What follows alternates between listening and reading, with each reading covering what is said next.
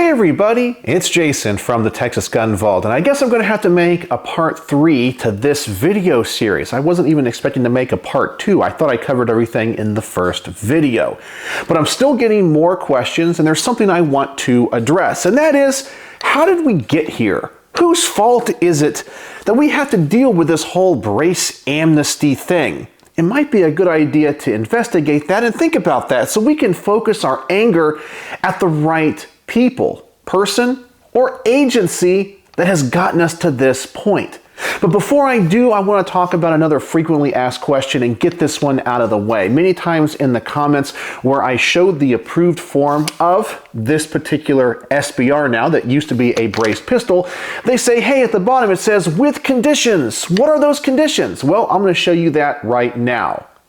This is the back page of the approved form. It pretty much just says pursuant to the final rule, and there's the rule number. That's it. Most likely this is just for their own records because as they're going through them, they say, oh, it's a tax-exempt amnesty registration. Here's what it is. The other thing it might mean is what happens if this rule is rescinded or is overturned in the courts. Now that's something that we don't know. It doesn't state in the rule, and the law is not very specific on what's actually going to happen. Nobody in the government has said anything, whether that come from the legislative, the executive, or the judicial branch. So we have no idea. And instead of fear-mongering, saying, they're going to come to your house and confiscate it because now they know what you have and you've amnesty registered and you've admitted to a crime. Before we go down that path, let's just hold off a second because honestly, we have nothing to report. We have no information. So before we drive the car off the cliff and panic, let's just calm down and we're going to cross that bridge when we get there. So I have nothing to report about that, but that is what the conditions of the approval was. That's all that was on the page, just that simple sentence. So you can use that information and determine what all of that means. But today I want to talk about how in the world we got here. You know, once again, there's a lot of people that are upset with me and upset with their fellow gun owners. They're upset with the ATF. They're upset with Joe Biden. But should their anger be placed anywhere because of the actions of these people? Well, let's talk about it. Let's talk about these braces right here. SB Tactical, I think, was kind of the original, and I think they licensed their product to SIG, and I think originally it was called the SIG Tac brace, and they've come a long way. Originally, they were these big, ugly, plasticky, rubbery things. They definitely look like stocks. In fact, I remember the first time I ever saw one on a YouTube video. In fact, I was hanging out with my friend Brandon. We were at his house, and we looked at a video, and I was like, what? That's definitely a stock and people are shouldering it. But they were like, no, we have an approval letter from the ATF saying it's legal. And I was like, but that's obviously a stock and people are shouldering it. But it was okay to do. Because let's think about it. The ATF is a big agency, and most likely there are people in that agency, yes, that absolutely hate the Second Amendment and they want to come for your guns. But there's also probably a lot of people in there that don't really care. It's just another job to them. And then there's actually pro-gun people that work for the ATF. I know some of you guys are like, how in the world can that be? Well, there are law enforcement officials that actually just want to go out there and solve crimes. They want to go into these inner cities after a gang shooting, figure out what the heck happened, investigate the gun crime itself. They don't want to come and take your guns. Most of them are gun collectors themselves, and they go through the NFA process if they want to have short-barreled rifles or silencers themselves. I know there are many pro-gun ATF officials. And what I think really happened was kind of a wink-wink. They know SBRs really aren't that dangerous. They're no more dangerous than a standard rifle. So what I think honestly happened is when SIG-TAC or SB Tactical submitted their brace for approval, the ATF was like, we totally know what this is. But this gives us a way to throw the gun owners a bone. And with a wink, we'll approve it because it's not really a stock. Go ahead and do whatever you're going to do with it. And that was fine. We were getting along with this just fine. The ATF didn't care. It showed the general population that these shorter guns and these rifles and shotguns weren't that any more dangerous. And then all of a sudden, all these other companies wanted to start getting in the action. So they started making braces themselves. And they kept submitting braces to the ATF, and they kept changing the designs, and they kept getting closer and closer to what a stock is. They were trying to find where that line is. The ATF knew people were shouldering these things and misusing them, but was still going, wink, wink, go ahead and keep doing what you're doing. But then more and more companies wouldn't shut up about it. They kept making these more like stocks, eventually getting rid of the straps and all the rubberized parts, giving you a big surface in the back. It was a stock, and people were using them like stocks and putting them on these pistols. It was obvious what all of this was about.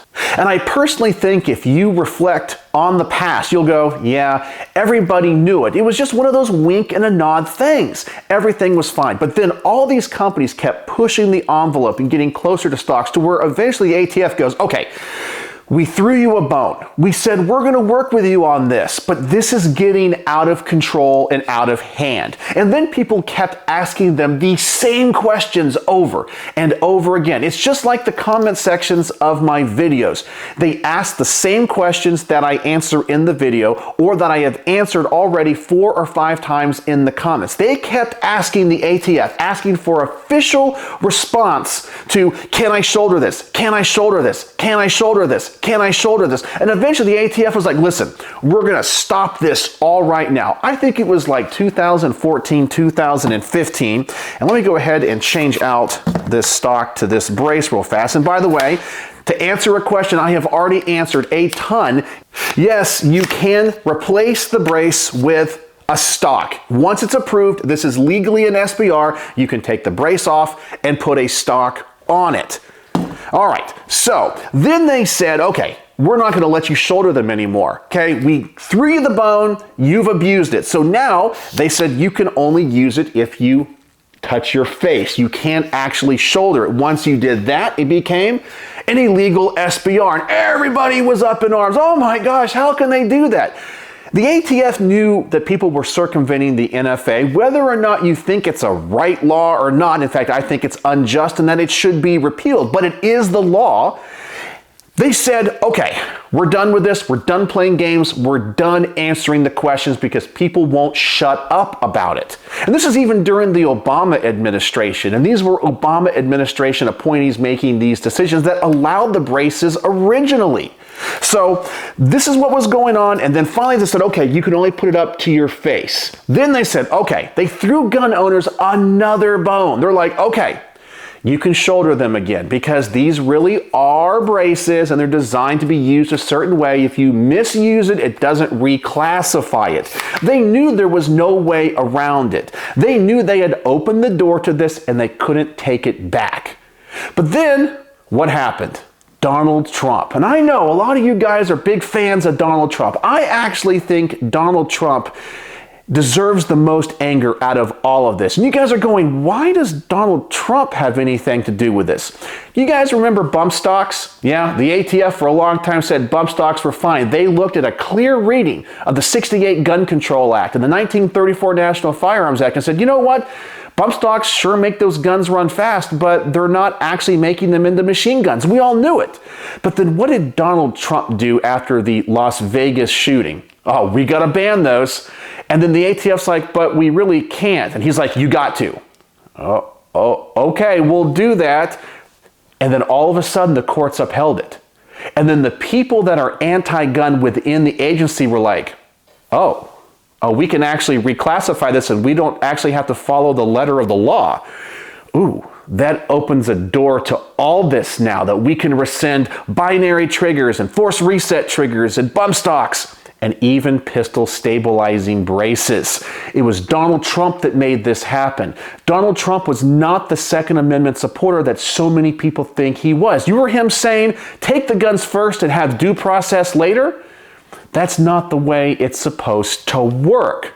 So far, let's talk about who you should be angry at. Number one, Congress. Really, the 1934 Congress, but all those people are probably long gone by now. I think that we should blame gun owners and gun manufacturers who wrongfully used this and flaunted it. It was like a don't ask, don't tell. Many gun owners out there were shouldering these things. There was no problem. But until gun owners, and especially big time YouTubers, were going online, showing this and going, yeah, you don't have to register this through the NFA. It's essentially a short-barreled rifle. You can shoot it from the shoulder. They were flaunting it instead of just kind of winking like, hey, you can do this. Nope, we had to flaunt it.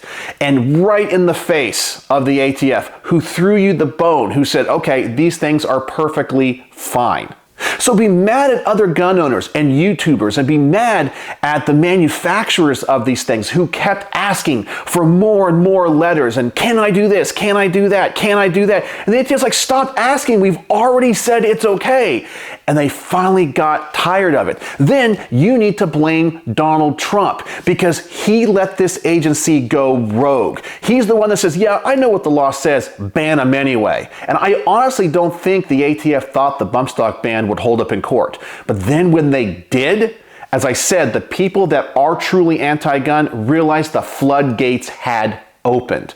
And that's how we got where we are today. So yeah, blame Biden, blame the current ATF, but you also have to blame Donald Trump. You have to blame other gun owners that were openly flaunting this thing.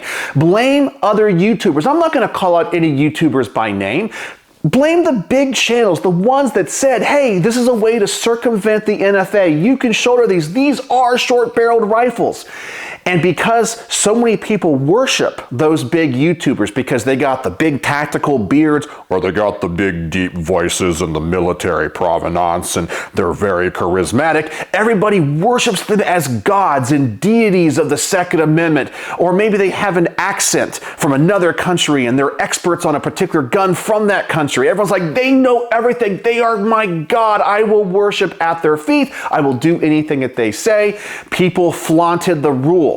I look at this like 922R compliance. I tell people all the time, 922R compliance is not that big of a deal. But people ask me, is that gun 922R compliant? How do you get 922R compliant? I'm like, don't ask, don't tell. Nobody cares. When I'm at the range and someone tells me, hey, I built this AK from a parts kit, I don't sit there and go, well, what US parts did you do? How was 922R compliance? I just go, oh, wow.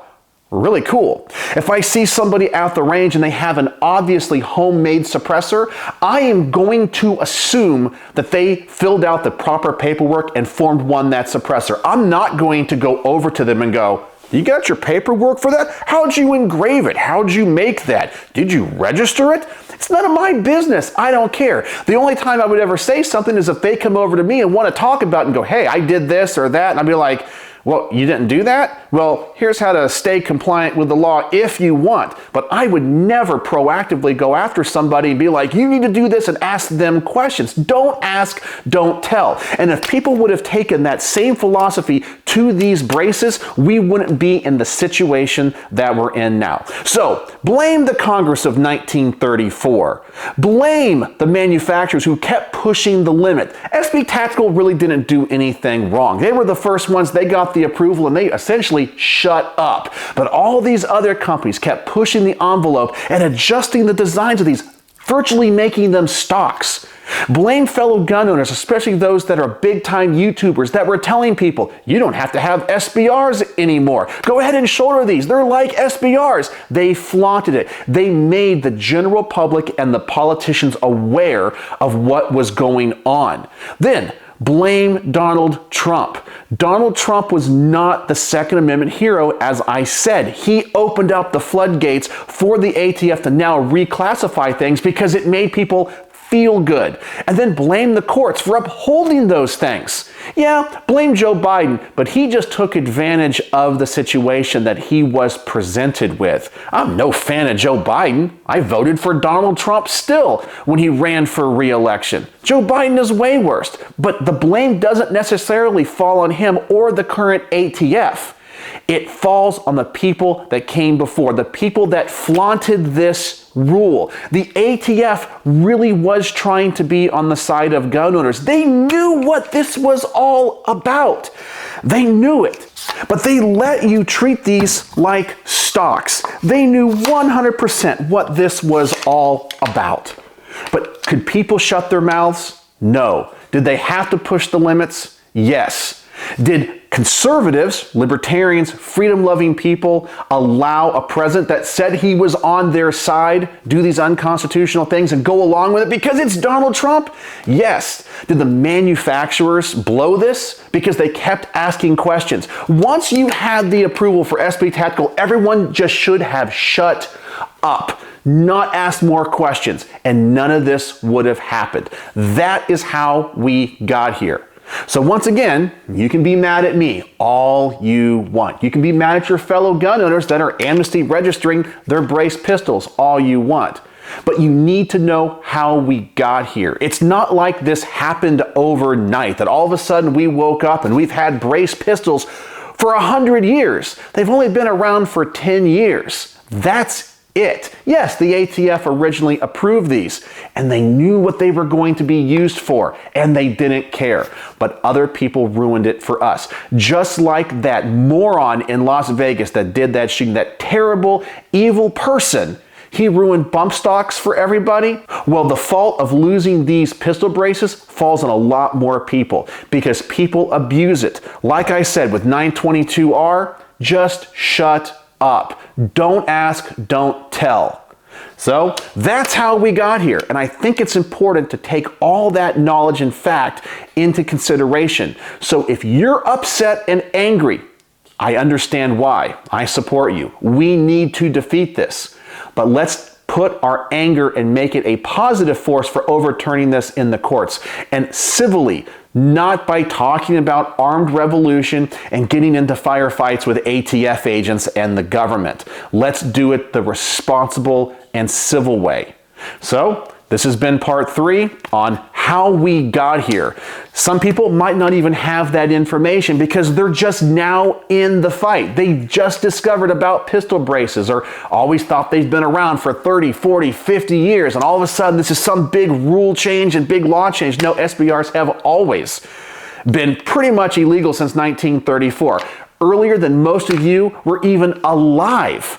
So it's not like this is some big deal. And when people were taking these braces, putting them on pistols and using them as SBRs, man, you were pushing the limits. Just shut up about it. It was okay for a while. But nope, people had to push the envelope like they always do. So that's who to blame and how we got here. So I hope I answered a question on what the conditions were of the approved form, and once again, how we got here and giving you guys more facts and real information and not fear-mongering. So let me know what you think in the comment section below. And as always, thanks for watching.